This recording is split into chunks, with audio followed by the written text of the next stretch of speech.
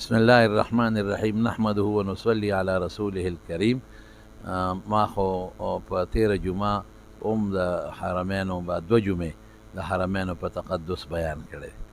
په مخکې جمعه د مکې مکرمې او په دې تیره جمعه د مدینې منورې او د حرم نبوي دا ډیر مقدس دی.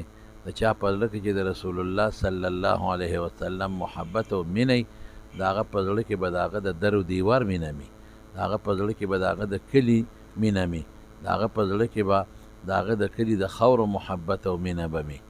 او حرم نبوي خو ډېر مقدس دی او د هغې تقدس خو زموږ د ایمان حصه ده. نو دا چې کوم په 21 تاریخ باندې په پېښور ښار کې د جمعیت علماء اسلام کوم د تقدس حرم نبوي کانفرنس دی، ماسپښین نه پس به شروع کېږي، 3 بجې نه پس تر ماښام ماسخوتنه پورې. نو څومره مسلمانان چې د رسول الله صلی الله علیه وسلم عاشقان دي او هغه سره محبت ساتي، نو ټول د نبی علیه السلام د مینې په خاطر په دې دغه کې کانفرنس کې شرکت وکړي.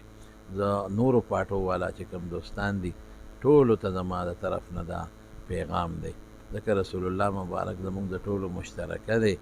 رسول الله مبارک باندې زموږ د ټولو ایمان دی او حرم نبوي دا زموږ د ټولو دپاره تقدس ځای دی. ټولو ته زما دا پیغام دی چې ټول په دې کې د رسول الله مبارک د مینې د خاطر نه شرکت